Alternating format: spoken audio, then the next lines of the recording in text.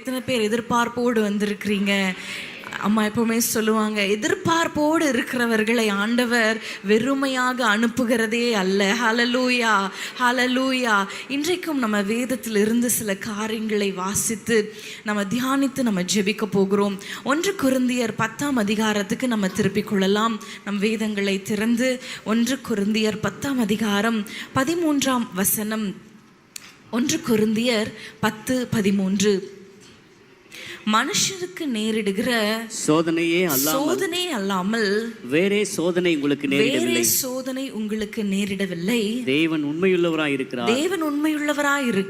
உங்கள் திராணிக்கு மேலாக நீங்கள் சோதிக்கப்படுவதற்கு அவர் இடம் கொடாமல் சோதனையை தாங்கத்தக்கதாக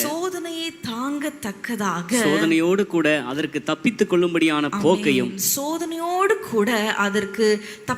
கொள்ளும்படியான போக்கையும் உண்டாக்குவார். நிறைய பேர் பேசிட்டே இருக்கிறீங்க.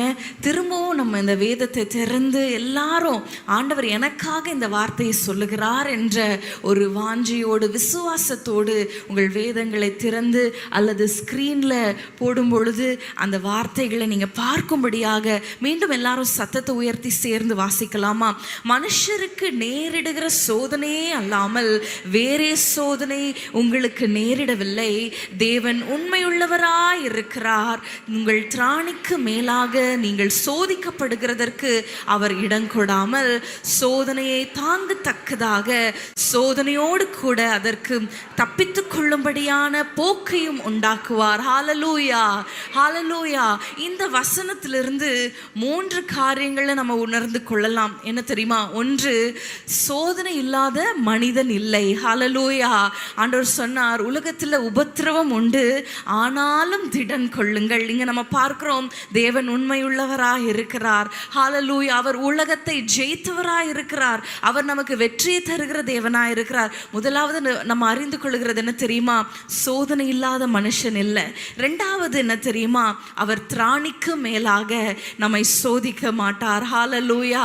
நம் திராணிக்கு மேலாக அவர் சோதிக்க மாட்டார். சில நேரம் நம்முடைய திராணி என்ன நமக்கு தெரியாது, ஆனா ஆண்டவருக்கு தெரியும். இதுக்கும் மேலே ஆண்டவரே அப்படி நம்ம யோசிப்போம். ஆனா எல்லாவற்றுக்கும் ஒரு முடிவு வைத்திருக்கிறார். ஹல்லேலூயா.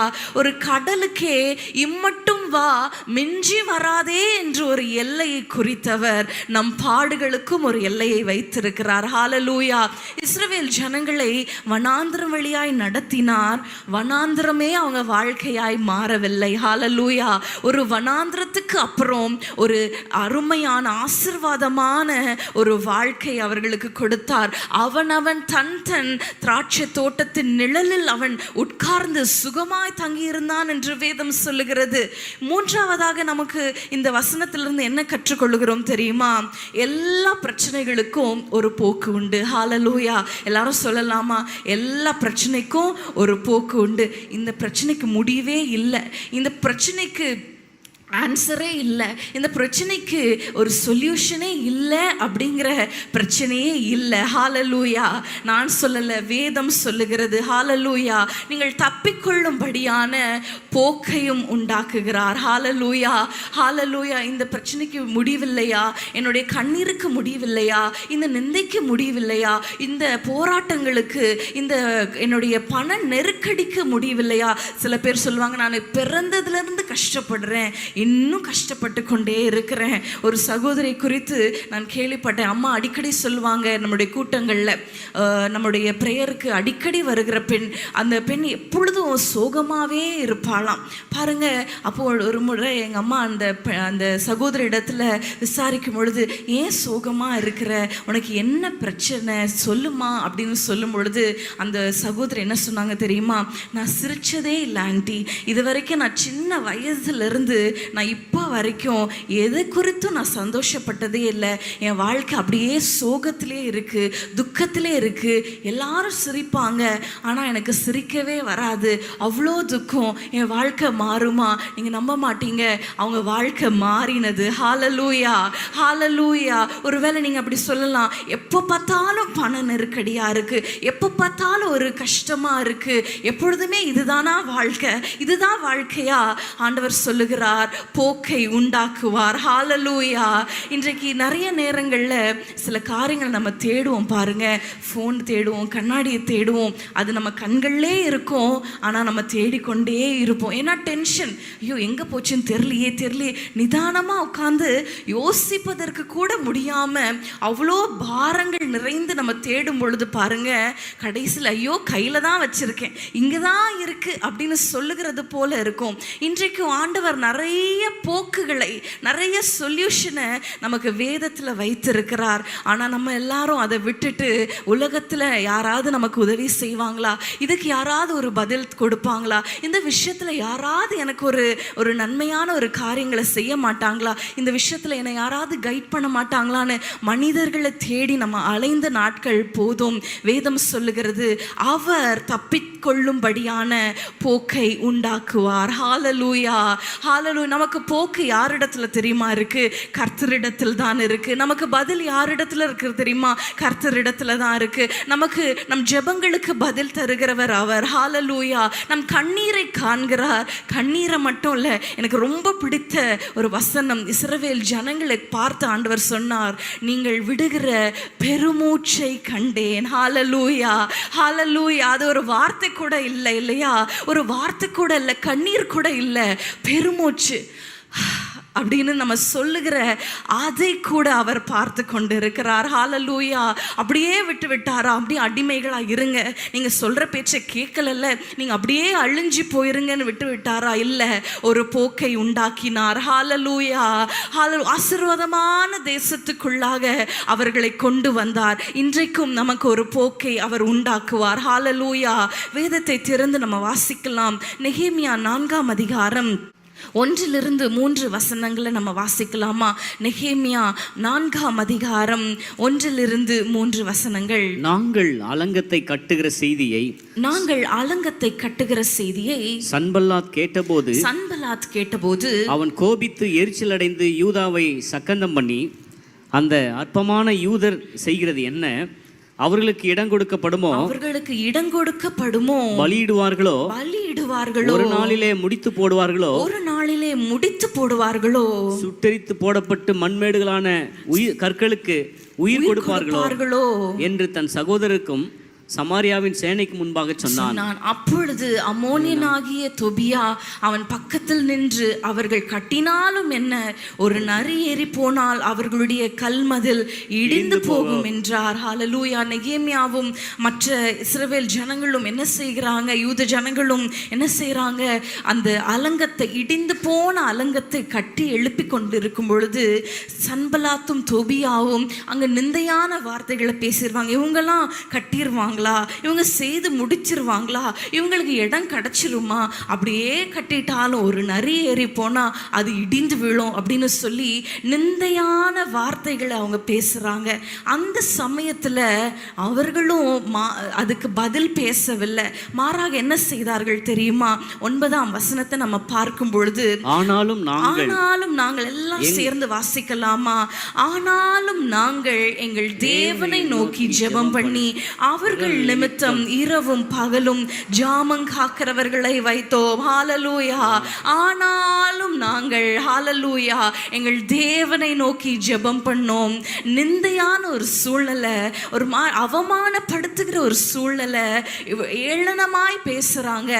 அதற்கு அவங்க என்ன செய்தார்கள் தெரியுமா? அவர்கள் ஜெபித்தார்கள். ஜெபித்ததின் பலன் அந்த அலங்கம் கட்டி முடிக்கப்பட்டது. ஹalleluya, ஹalleluya. 2 ராஜாக்கள் 18ஆம் அதிகாரம் 19ஆம் அதிகாரத்தில் நம்ம பார்க்கிறோம். எசேக்கியா ராஜாவுக்கு விரோதமாக ரப்சாக்கே ஏளனமா பேசுகிறான். மக்களை பார்த்து சொல்லுகிறான், இந்த எசேக்கியா ராஜாவை நம்பாதீங்க, அவன் உங்களை விடுவிக்க மாட்டான், கர்த்தர் விடுவிப்பார்னு சொல்லுவான், ஆனா அவன் செய்ய மாட்டான், நீங்க அழிஞ்சு போயிருவீங்க என்று நிந்திக்கும் பொழுது பாருங்க எசேக்கியா ராஜா என்ன செய்தார் தெரியுமா? 2 ராஜாக்கள் 19ஆம் அதிகாரம் 19ஆம் வசனம் சொல்லுகிறது, இப்போதும் எங்கள் தேவனாகிய கர்த்தாவே, இப்பொழுதும் எங்கள் தேவனாகிய கர்த்தாவே, நீர் ஒருவரே தேவனாகிய நீர் கர்த்தர் ஒருவரே தேவனாகிய கர்த்தர் என்று பூமியின் ராஜ்யங்களை எல்லாம் அறியும்படிக்கு எங்களை அவன் கைக்கு நீங்களாக்கி ரட்சியும், எங்களை ரட்சியும் என்று விண்ணப்பம் பண்ணினான். யாரை பார்த்து விண்ணப்பம் பண்ணுகிறார்? கர்த்தரை பார்த்து. ஹalleluya. ரப்சாக்கேக்கு ஒரு பதிலும் சொல்லல, ரப்சாக்கே பார்த்து ஒரு மறு உத்தரவும் கொடுக்கல. மாறாக என்ன செய்கிறார் தெரியுமா? ஆண்டவரை நோக்கி ஜெபம் பண்ணுகிறார். தொடர்ந்து வாசிக்கும் பொழுது வானத்திலிருந்து ஒரு யுத்தம் உண்டானது. ஹalleluya. வானத்திலிருந்து ஆண்டவர் ஒரு தூதனை அனுப்பி எல்லா காரியங்களையும் அவர் செய்து முடித்தார். ஹalleluya. நிந்தையில போக்கு என்ன தெரியுமா? ஜெபம். ஹalleluya.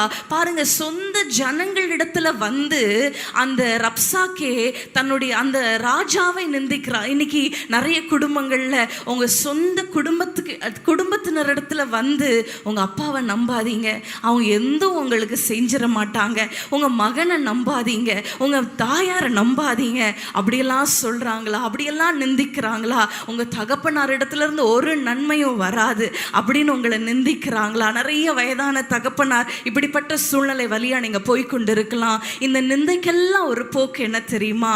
கர்த்தரை நோக்கி விண்ணப்பம் பண்ணும் பொழுது அவர் நமக்காக யுத்தம் செய்வார். ஹalleluya, ஹalleluya. அன்னாளை பெனினாள் நிந்தித்தாள். அவள் வேதம் சொல்லுகிறது, ஒவ்வொரு வருஷமும் அவள் வேதனைப்படும்படி அவளை விசனப்படுத்துவாள். ஆனா அன்னாள் ஒரு பதிலும் பெனினாள் இடத்துல பேசவே இல்லை. அவங்க போனது கர்த்தருடைய சந்நிதி. ஹalleluya. இன்றைக்கு நிந்தையான பாதையில ஒரு போக்கு என்ன தெரியுமா? நமக்கு ஜெபம். ஹalleluya. 3 பேரிடத்துல காரியங்களை பார்த்தோம். நெகேமியா பார்த்தோம், எசேக்கியா பார்த்தோம். அன்னாள் யாருமே நிந்திக்கிற இடத்துல பேசவே இல்லை, அவங்கள ஒரு பொருட்டாவே எண்ணல. அது எல்லாவற்றையும் ஆண்டவர் இடத்துல சொன்னார்கள். ஆண்டவர் பதிலை செய்தார். ஹalleluya. இன்னைக்கு நம்ம ஜெபிக்கலாமா? கண்களை மூடி அன்னைக்கு நெகேமியா சொன்னது போல, ஆனாலும் ஹalleluya, அவங்க எல்லாம் இப்படி பேசுறாங்க, அவங்க எல்லாம் என்ன நிந்திக்கிறாங்க, ரொம்ப கஷ்டமா இருக்குதப்பா, ஆனாலும் நாங்கள் எங்கள் தேவனை நோக்கி நாங்கள் ஜெபம் பண்ணுவோம். எத்தனை பேர் சொல்ல போறீங்க? கரங்களை உயர்த்தி, ஆண்டவரே, இந்த நிந்தையில ஆண்டவர் எங்களுக்கு வேதனையா இருக்கிற இந்த சூழ்நிலையில என்னுடைய மகனிடத்திலே இப்படி பேசுறாங்களே, என்னுடைய மகளே இப்படி பேசுறாங்களே, சொந்த ஜனத்துல இடத்திலே வந்து நிந்திக்கிற இவ்வளோ அவமானங்களை சந்திக்கிற இந்த நேரத்துல நாங்கள் எங்கள் தேவனை நோக்கி கரங்களை உயர்த்தி, ஹalleluya, உங்கள் கரங்கள் உயர்த்தப்படுவதாக. ஆண்டவரை, உங்களை நோக்கி நாங்கள் ஜெபம் பண்ணுகிறோம். எங்களுக்கு ஒரு போக்கை உண்டாக்குவீராக, இந்த நிந்தையை மாற்றி போடுவீராக. ஹalleluya. நெகேமியாவுக்கு தலையை நிமிர பண்ணினீரே, எசேக்கியா ராஜாவின் ராஜ்யத்தை ஆண்டவரை நிலைவரப்படுத்தினீரே, அன்னாளுடைய வாழ்க்கையை கடாட்சித்தீரே, அவள் தலையை நிமிர செய்தீரே, அவள் கொம்பு உயர செய்தீரே. ஆண்டவரை, இந்த சூழ்நிலையில உம்மை மாத்திரம் நோக்கி பார்க்கிறோம். எத்தனை பேர் சொல்லுவீங்க, ஆண்டவரே, உம்மையே நோக்கி பார்க்கிறோம். உங்கள் சத்தம் உயருவதாக. எங்கள் தேவனையே நோக்கி பார்க்கிறோம், ஆனாலும் நாங்கள் எங்கள் தேவனையே நோக்கி பார்க்கிறோம். இந்த நிந்தையான பாதையில எங்களுக்கு ஒரு போக்கிடம் உண்டு, அது நீர்தானப்பா. அற்புதங்களை செய்யுங்க ஆண்டவர், எங்கள் தலையை நிமிர செய்வீராக, எங்கள் குடும்பத்துல நிமிர செய்வீராக, அற்புதங்களை காணும்படி செய்யுங்க இயேசுவின் நாமத்தில் பிதாவே, ஆமென். நிந்தையில ஒரு போக்கு என்ன தெரியுமா? மறு உத்தரவு கொடுக்கிறது அல்ல, நான் எப்படி நின்று காட்டுறேன் பாரு அப்படின்னு சொல்லுகிறது அல்ல, ஆண்டவரிடத்தில் விண்ணப்பம் பண்ணுவது. ஹalleluya, ஹalleluya. மற்றொரு காரியம் 2 நாளாகமம் 20ஆம் அதிகாரம் 2ஆம் வசனத்துக்கு திருப்பிக் கொள்வோமா? 2 நாளாகமம் 20ஆம் அதிகாரம் 2ஆம் வசனம். சிலர் வந்து யோசபாத்தை நோக்கி, உமக்கு விரோதமாய் ஏராளமான ஜனங்கள் கடலுக்கு அக்கறையில் இருக்கிற சீரியாவிலிருந்து வருகிறார்கள். இதோ அவர்கள் எங்கேதியாகிய ஆசாசோன் தாமாரில் இருக்கிறார்கள் என்று அறிவித்தார்கள். அப்பொழுது 3ஆம் வசனத்தை பார்க்கும் பொழுது, அப்பொழுது யோசபாத் பயந்து கர்த்தரை தேடுகிறதற்கு ஒருமுகப்பட்டு யூதாவெங்கும் உபவாசத்தை கூறுவித்தான். ஹalleluya, ஹalleluya. இந்த ஒரு சூழ்நிலை ஒரு நெருக்கமான சூழ்நிலை. 3 ராஜாக்கள் 1ஆம் வசனத்தை நீங்க பார்க்கும் பொழுது ஒரு 3 ராஜாக்கள், ஒரு திரளான ஒரு கூட்டம் யோசபாத் ராஜாவை தொடர்ந்து வராங்க, பின்னாக வராங்க. அப்பொழுது அங்க பார்க்கிறோம் ஏராளமான ஜனக்கூட்டங்கள் வந்திருக்கிறாங்கன்னு சொல்லும் பொழுது யோசபாத்துக்கு மிகவும் ஒரு பயம். அந்த நெருக்கடியில் என்ன செய்வதுனே தெரியல. 12ஆம் வசனத்தை நம்ம பார்க்கும் பொழுது, எங்கள் தேவனே, அவர்களை நீர் நியாயம் தீர்க்க மாட்டீரோ? எங்களுக்கு விரோதமாக வந்த இந்த ஏராளமான கூட்டத்துக்கு முன்பாக நிற்க எங்களுக்கு பலன் இல்லை. சில நேரத்தில் பலன் இல்லாமல் போகிற சூழ்நிலைகள், நெருக்கம் வரும் பொழுது, சில பண நெருக்கடிகள் வரும் பொழுது, பொருளாதாரத்தில் நலிவடைந்து சில நேரம் போகிற சூழ்நிலைகள், சில நேரத்தில் இருதயத்தில் தைரியம் இல்லாமல் போகிற சூழ்நிலையில் நம்ம பலனற்று போகிற சூழ்நிலைகள், சில நேரத்தில் சரீரத்தில் பலன் இல்லாமல் போகிற சூழ்நிலைகள். அங்க பார்க்கிறோம், நாங்கள் செய்ய வேண்டியது இன்னதென்று எங்களுக்கு தெரியவில்லை. யோசபா சொல்ற, என்ன செய்யறதுனே தெரியல, எங்களுக்கு நிற்க பலன் இல்லை, இவ்வளோ ஜனல் கூட்டங்களை எதிர்த்து நாங்கள் போராடுறதற்கு எங்களுக்கு பலன் இல்லை என்று சொல்லும் பொழுது ஆண்டவர் சொன்னார், ஹல்லேலூயா, இந்த யுத்தம் உங்களுடையது இல்லை, கர்த்தருடையது என்று சொல்லும் பொழுது யோசபாத் என்ன செய்தார் தெரியுமா? 21ஆம் வசனத்தை நம்ம பார்க்கும் பொழுது, கர்த்தரை துதியுங்கள், அவர் கிருபை என்றும் உள்ளது என்று கர்த்தரை பாடவும் பாடகரை நிறுத்தினான். ஹல்லேலூயா, ஹல்லேலூயா, ஹல்லேலூயா. பாடகரை நிறுத்தும் பொழுது என்னாச்சு தெரியுமா? 22ஆம் வசனத்தை நம்ம பார்க்கும் பொழுது, அவர்கள் பாடி துதி செய்ய தொடங்கின போது, 22ஆம் வசனத்தை நீங்க பாருங்க ஸ்கிரீன்ல, அவர்கள் பாடி துதி செய்ய தொடங்கின போது, யூதாவுக்கு விரோதமாக வந்து பதிவிருந்த அம்மோன் புத்திரரையும் மோவாபியரும் சேர்மலை தேசத்தாரையும் ஒருவருக்கு விரோதமாய் ஒருவரை கர்த்தர் எழும்ப பண்ணினதினால் அவர்கள் வெட்டுண்டு விழுந்தார்கள். ஹல்லேலூயா, ஹல்லேலூயா. திரளான கூட்டம் நெருக்கி வருகிறது. ஆனா யோசபாத் செய்தது என்ன தெரியுமா? அவரை பாடினார்கள். என்னன்னு சொல்லி பாடினாங்க? கர்த்தர் நல்லவர், அவர் கிருபை என்றும் உள்ளது.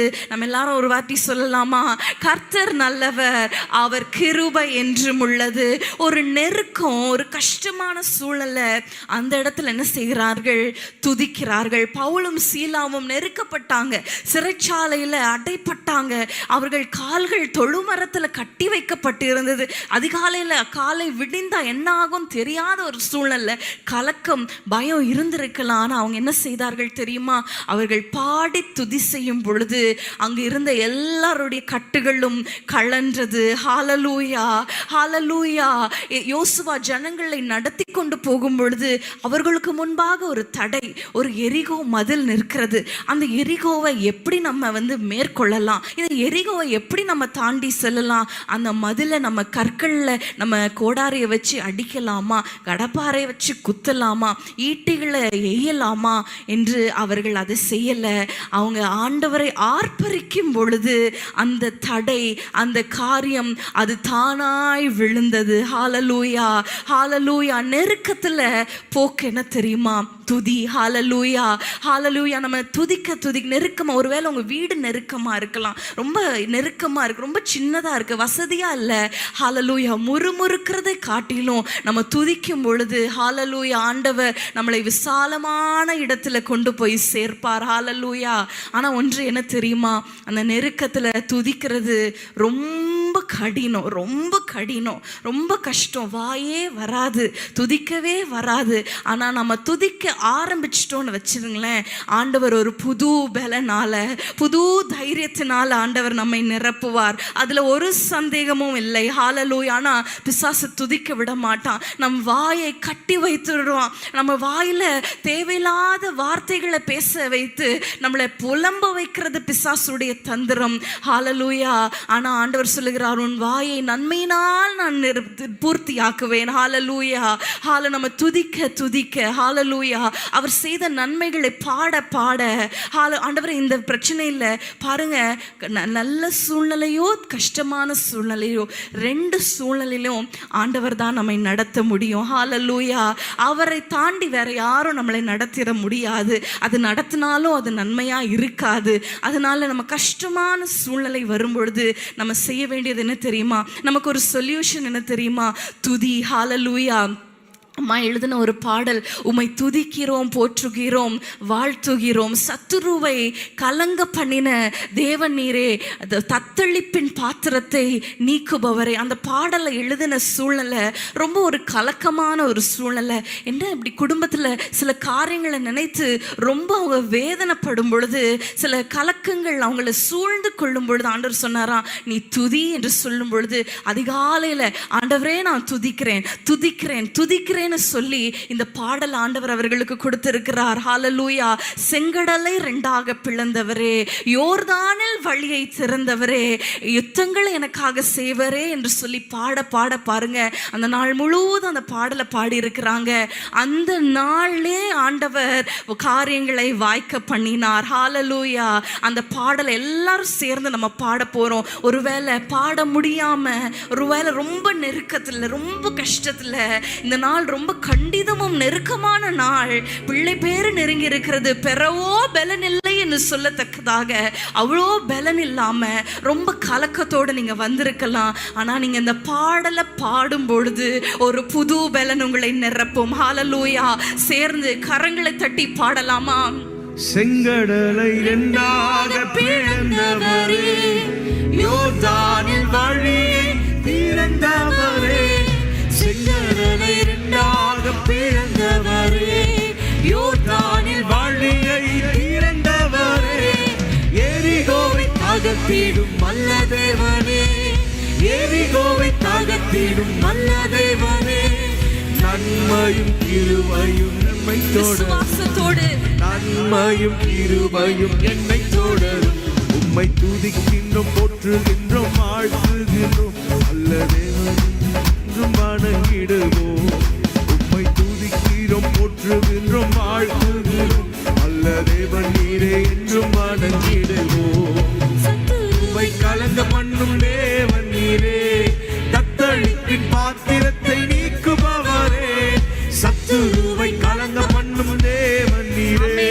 தத்தளிப்பின் பாத்திரத்தை நீக்குபவரே, சத்துருவை கலங்க பண்ணும் தேவன் நீரே, தத்தளிப்பின் பாத்திரத்தை நீக்குபவரே, சத்துருவை கலங்க பண்ணும் தேவன் நீரே, தத்தளிப்பின் பாத்திரத்தை நீக்குபவரே, துஷ்டனீனி என் வழியே வருவதில்லை, துஷ்டனீனி என் வழியே வருவதில்லை, பாதையிலே தூதர் என்னை தாங்கிடுவார், பாதையிலே தூதர் என்னை தாங்கிடுவார், உம்மை துதிக்கிறோம், போற்றுகின்றோம், வாழ்த்துகிறோம், துதிக்கிறோம், உம்மை துதிக்கிறோம், ஸ்தோத்திரம், உம்மை துதிக்கிறோம், போற்றுகிறோம், வாழ்த்துகிறோம், ஆவியில நிரம்பி பாடுவோமா? உம்மை துதிக்கிறோம் துதிக்கிறோம், உம்மை துதிக்கிறோம், போற்றுகிறோம், வாழ்த்துகிறோம், நல்ல தேவன் நீரே என்றும் வணங்கிடுவோம், உம்மை துதிக்கிறோம், போற்றுகிறோம், வாழ்த்துகிறோம், நல்ல தேவன் நீரே என்றும் வணங்கிடுவோம், தடைகளை உடைத்திடும் நல்ல தேவனே, பாதைகளை செவ்வையாக்கும் நல்ல தேவனே, தடையாயிருக்கிற காரியங்களை அவர் பாதைகளை உண்டாக்குவார், பாதைகளை செவ்வையாக்கும் நல்ல தேவனே, அந்தகார பொக்கிஷங்கள் தாருபவரே, அந்தகார பொக்கிஷங்கள் தாருபவரே, ஒளிவிடத்தின் புதையல்கள் எனக்கு தானே, ஒளிவிடத்தின் புதையல்கள் எனக்கு தானே, உம்மை துதிக்கிறோம், போற்றுகிறோம், வாழ்த்துகிறோம், நல்ல தேவன் நீரே என்றும் துதிக்கிறோம் வணங்கிடுவோம், ஆண்டவரே, ஸ்தோத்திரிக்கிறோம், உங்க பாடுகளிலிருந்து பாடுங்க, தேவன் நீரே என்றும் வணங்கிடுவோம், உம்மை துதிக்கிறோம், போற்றுகிறோம், வாழ்த்துகிறோம், நல்ல தேவன் நீரே என்றும் வணங்கிடுவோம், உம்மை துதிக்கிறோம், போற்றுகிறோம், வாழ்த்துகிறோம், நல்ல தேவன் நீரே என்றும் வணங்கிடுவோம். ஹல்லேலூயா. உம்மை துதிக்கிறோம் ஆண்டவரே, உம்மை ஸ்தோத்திரிக்கிறோம் ஆண்டவரே. ஹல்லேலூயா. எல்லாம் துதிக்க விடாமல் இருக்கிற எல்லா கட்டுகளையும் இயேசுவின் நாமத்தினால அவிழ்த்து எறிவீராக அப்பா.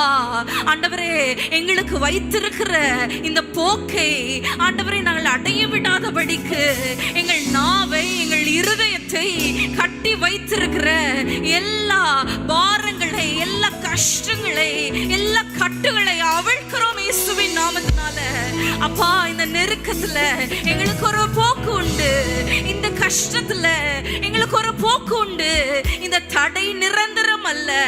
எங்களுக்காக யாவையும் செய்து முடிக்கிறவரே உம்மை நாங்கள் ஸ்தோத்தரிக்கிறோம், ஸ்தோத்தரிக்கிறோம். உம்முடைய நாம மகிமைப்படுவதாக இயேசுவின் நாமத்தில் பிதாவே, ஆமென். ஹல்லேலூயா, ஹல்லேலூயா. பிசாசானவன் துதிக்க விட மாட்டான்.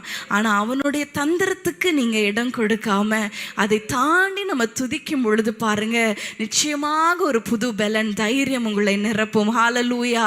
மூன்றாவதாக ஒரு காரியம், 2 சாமுவேல் 16ஆம் அதிகாரத்துக்கு நம்ம திருப்பிக் கொள்ளலாம். 2 சாமுவேல் 16ஆம் அதிகாரம் 5ஆம் வசனத்தை நம்ம வாசிக்கலாம். 2 சாமுவேல் 16:5. தாவீது ராஜா பகூரிம் மட்டும் வந்தபோது, இதோ சவுல் வீட்டு வம்சத்தானாயிருக்கிற கேராவின் குமாரனாகிய சீமேயி என்னும் பேருள்ள ஒரு மனுஷன் அங்கே இருந்து புறப்பட்டு தூஷித்து கொண்டே நடந்து வந்து, சகல ஜனங்களும் சகல பலசாலிகளும் தாவீதின் வலதுபுறமாகவும் இடதுபுறமாகவும் நடக்கையில் தாவீதின் மேலும் தாவீது ராஜாவுடைய சகல ஊழியக்காரன் மேலும் கற்களை எறிந்தான். ஆமென், ஹல்லேலூயா. இந்த சம்பவம் அப்சலோமினால தாவீது தன்னுடைய சிங்காசனத்திலிருந்து வெறும் கால்நடையாய் அழுது கொண்டு போகும் பொழுது இந்த சீமையை வந்து தூஷிக்கிறார். சீமையை வந்து சொல்லுகிறார், நீ சவுல் குடும்பத்துக்கு, நீ சவுலுடைய சிங்காசனத்தை எடுத்துக்கொண்டதுனால பாரு உனக்கு என்ன ஆச்சு, உன்னுடைய மகன் இப்படி செய்து விட்டான் பாரு என்று சொல்லி அவன் கற்களை எறிந்து அவனை தூஷித்து கொண்டே இருக்கிறான். தொடர்ந்து நம்ம வாசிக்கும் பொழுது அதற்கு ராஜா என்ன செய்தார் தெரியுமா? ஒரு மறு உத்தரவும் கொடுக்கவில்லை. கர்த்தர் அவனுக்கு தூஷிக்க அவனுக்கு அனுமதித்திருக்கிறார் போல. நீங்க எல்லாம் அமைதியா இருங்க. அங்க இன்னொரு நபர் வந்து கேட்கிறார், அபிசா என்ற அந்த நபர் வந்து ராஜாவை பார்த்து கேட்கிறார், அவனுடைய தலையை நான் வாங்கி கொண்டு வரட்டுமா? ராஜாவை தூஷிக்கிறானே, அவன் தலையை வாங்கி கொண்டு வரட்டுமான்னு சொல்லும் பொழுது, இல்ல இந்த சூழ்நிலை ஆண்டவர் எனக்கு அனுமதித்திருக்கிறார், அவன் தூஷிக்கட்டும் என்று சொல்லி தாவீது அமைதியாய் நடந்து போனதை நம்ம அங்க வாசிக்கிறோம். ஹல்லேலூயா. இயேசு கிறிஸ்துவை குறித்து நம்ம ஒரு காரியத்தை பார்க்கிறோம். மார்க் 14ஆம் அதிகாரத்துல 58ஆம் வசனத்தை நம்ம வாசிக்கலாமா? மார்க் 14:58. மார்க் எழுதின சுவிசேஷம் 14ஆம் அதிகாரம் 58ஆம் வசனத்தை நம்ம வாசிக்கலாம். பொய் சாட்சி சொன்னார்கள், அப்படி சொல்லியும் அவர்கள் சாட்சி ஒவ்வாமல் போயிற்று. அடுத்த வசனம், அப்பொழுது பிரதான ஆசாரியன் எழுந்து நடுவே நின்று இயேசுவை நோக்கி, இவர்கள் உனக்கு விரோதமாய் சொல்லுகிறதை குறித்து நீ ஒன்றும் சொல்லுகிறதில்லையா என்று கேட்டான். அவரோ ஒரு உத்தரவும் சொல்லாமல் பேசாதிருந்தார். ஹல்லேலூயா. இயேசுவுக்கு விரோதமாய் அநேக பொய் சாட்சிகளை சொல்றாங்க. ஆனா அவங்க சொன்னது ஒன்றும் ஒவ்வாம போயிருச்சு. ஆனா பிரதான ஆசிரியர் இயேசுவை பார்த்து கேட்கிறார், நீ ஒரு பதிலும் சொல்லலையே, இயேசு தானே, நீங்க தாவீதின் குமாரன் தானே, நீங்க ஒரு வார்த்தையும் சொல்லலையே என்று சொல்லும் பொழுது, அப்பொழுதும் ஆண்டவர் என்ன செய்கிறார்? அமைதியா இருக்கிறார். ஹல்லேலூயா. முன்பதாக நம்ம பார்த்தோம், அன்னாளுடைய வாழ்க்கையில தூஷணம் வரும் பொழுது, व्यसனப்படுத்தும் பொழுது அன்னாள் எதுவுமே செய்யல, ஆண்டவர் சமூகத்துக்கு போனாங்க. தூஷணமான வார்த்தை வரும் பொழுது பாருங்க, தாவீதுக்கு விரோதமாக தூஷணம், இயேசுவுக்கு விரோதமாகவே தூஷணம் வந்தது. அதுல என்ன போக்கு தெரியுமா? சில நேரத்துல சொல்யூஷன் அதை செய்யறதும் இது செய்யறதும் கிடையாது. சில நேரத்துல நமக்கு சொல்யூஷன் நம்ம அமைதியா இருப்பது தான். ஹல்லேலூயா, ஹல்லேலூயா. நம்ம ஒரு மறு உத்தரவும் கொடுக்கல என்றாலே அந்த பிரச்சனைகள் எல்லாம் மாறி போயிடும். ஹல்லேலூயா, ஹல்லேலூயா. பாருங்க, ஆகார் அந்த தான் கர்ப்பவதியா இருக்கிறாள் என்று கண்டு நாச்சியாரை அற்பமாக எண்ணினதுனால சாராள் உடனே என்ன செய்கிறாள்? அவனை கடினமாய் நடத்துகிறாள். நீ இப்படி செஞ்சியா, நான் அப்படி செய்கிறேன். இன்றைக்கு ஆண்டவர் ஒரு காரியத்தை சொல்ல விரும்புகிறார். இன்னைக்கு நம்ம நிறைய நேரத்தில் அமைதலா இருப்பதே ஒரு போக்கு. ஹல்லேலூயா. அதுவே ஒரு சொல்யூஷன். ஆனால் நிறைய நேரத்தில் நம்மளால் அமைதியாக இருக்க முடியல. உடனே ஏதாவது பேசிடுவோம், இல்லைன்னா பாத்திரத்தை எடுத்து என்ன பண்ணுறோம், வேகமாக எரியுறோமா சகோதரி சொல்கிறாங்க. அதை போல் சில செயல்கள் வாயினால் பேசலைனாலும் சில செயல்கள் சில நேரத்தில் பேசாமல் யாராவது ஒரு கேள்வி, கணவர் ஒரு கேள்வியோ பிள்ளைகளோ பெற்றோரோ கேட்டால் அதுக்கு பதிலே சொல்லாமல் உருன்னு சுற்றி கொண்டு இருக்கிறது, அதை ஆண்டவர் விரும்பலை. சில பிரச்சனைகளுக்கு சொல்யூஷன் என்ன தெரியுமா? நம்ம அமைதலாக இருப்பது. ஹல்லேலூயா. ஒரு அருமையான வசனத்தை நான் வாசித்தேன், அதை மாத்திரம் வாசித்து விட்டு நம்ம ஜெபிக்கலாம். ஏசாயா 30ஆம் அதிகாரத்துக்கு நம்ம திருப்பிக் கொள்ளலாம். ஏசாயா 30ஆம் அதிகாரம் 15 மற்றும் 16ஆம் வசனங்களை நம்ம வாசிக்கலாம். 15ஆம் வசனத்தை நான் வாசிக்கிறேன். ஏசாயா 30:15. நீங்கள் மனம் திரும்பி அமர்ந்திருந்தால் ரட்சிக்கப்படுவீர்கள், அமெரிக்கையும் நம்பிக்கையுமே உங்கள் பலனாயிருக்கும் என்று இஸ்ரவேலின் பரிசுத்தராகிய கர்த்தராகிய தேவன் சொல்லுகிறார். ஹல்லேலூயா. நீங்கள் அமர்ந்திருந்தால் ரட்சிக்கப்படுவீங்க. உங்களுக்கு பலன் என்ன தெரியுமா? அமெரிக்கைன்னு சொல்லும் பொழுது குவைட்னஸ், அமைதியா இருக்கிறதே உங்க பலன் என்று ஆண்டவர் சொல்லுகிறார். அது பாருங்க தொடர்ந்து, நீங்களோ அப்படி செய்ய மனதாயிராமல் 16ஆம் வசனம், அப்படி அல்ல, குதிரைகளின் மேல் ஓடி போவோம் என்கிறீர்கள், அப்படியே ஓடி போவீர்கள். வேகமான வாகனங்களின் மேல் ஏறி போவோம் என்கிறீர்கள், அப்படியே உங்களை துரத்துவார்கள், வேகமாய் துரத்துவார்கள். ஆண்டவர் சொல்றார், அமைதியா இருங்க, கொஞ்சம் அமைதியா இருங்க, அதுவே உங்களுக்கு பலனா இருக்கும் ஆண்டவர் சொல்லுகிறார். ஆனா அந்த இஸ்ரவேல் ஜனங்களுக்கு இல்ல, நாங்க குதிரையின் மேல போவோம், வாகனங்கள் மேல போவோம், அதை செய்வோம், இதை செய்வோம், இந்த காரியத்துல நாங்க துரிதமா இதை செஞ்சிருவோம். இல்ல, நம்முடைய பலன் எதுல தெரியுமா இருக்கு? அமைதலா இருப்பதில்ல. ஹல்லேலூயா. ஹல்லேலூயா. அமைதலா இருந்தா மூடனும் ஞானியாக எண்ணப்படுவான் என்று வேதம் சொல்லுகிறது. சில பிரச்சனையில நமக்கு போக்கு என்ன தெரியுமா? அமைதலா இருப்பது. இன்னைக்கு நிறைய நேரங்கள் நம்ம அமைதியால இருக்க முடியல, மறு உத்தரவு சொல்லாமல் இருக்க முடியல. கோபமான மறு உத்தரவு கோபத்தை பிறப்பிக்கும் என்று வேதம் சொல்லுகிறது. இந்த காரியத்துக்காக நம்ம ஜெபிக்கலாமா? ஆண்டவர் சொல்லி இருக்கிறார், அமெரிக்கையே உங்கள் பலன். ஹல்லேலூயா. ஹல்லேலூயா. நமக்கு ஒரு சொல்யூஷன் இருக்கு. அது என்ன தெரியுமா? அமைதலா இருக்கிறது. கோபமா அமைதலா இல்ல, வீம்புக்குன்னு அமைதலா இல்ல. ஹல்லேலூயா. ஆண்டவரை நான் நம்பி இருக்கிறேன், நான் அமைதலா இருக்கிறேன். ஹல்லேலூயா. நம்ம இந்த காரியத்துக்காக ஜெபிக்கலாமா? அநேக நேரங்கள்ல அமைதலா இருக்க முடியல, ஆண்டவரை நம்பி அமர்ந்திருக்க முடியல. ஹல்லேலூயா. சும்மா இருக்க முடியல. ஹல்லேலூயா. ஆண்டவரே, இன்றைக்கு ஆண்டவரே, இந்த அமைதலை, இந்த அமெரிக்கையை, இந்த எங்கள் பலனாய் நாங்கள் மாற்றிக்கொள்ள எங்களை அர்ப்பணிக்கிறோம். எத்தனை பேர் சொல்றீங்க அர்ப்பணிக்கிறோம்? தேவையில்லாத வார்த்தைகள், கோபமான வார்த்தைகள், சுயத்துல செயல்படுகிறது, மனிதர்களை நம்பி செயல்படுகிறது. ஹல்லேலூயா. நான் ஆன்லைன்ல பார்த்தேன், இப்படி பண்ணிட்டா அப்படி ஆயிரலாம், இதை செஞ்சுட்டா அப்படியா மாறிடலாம். இல்ல ஆண்டவரே, உம்மை நம்பி நாங்கள் அமர்ந்திருக்க இன்றைக்கு எங்களுக்கு கற்றுக் கொடுத்த உம்முடைய கிருபைக்காக ஸ்தோத்திரம் ஆண்டவரே. ஆண்டவரே, நாங்கள் அமர்ந்திருக்க அமைதலா இருக்க எங்களுக்கு பலனை, பொறுமையை தருவீராக. உம்முடைய நாமம் மகிமைப்படட்டும். இயேசுவின் நாமத்தில் பிதாவே, ஆமென்.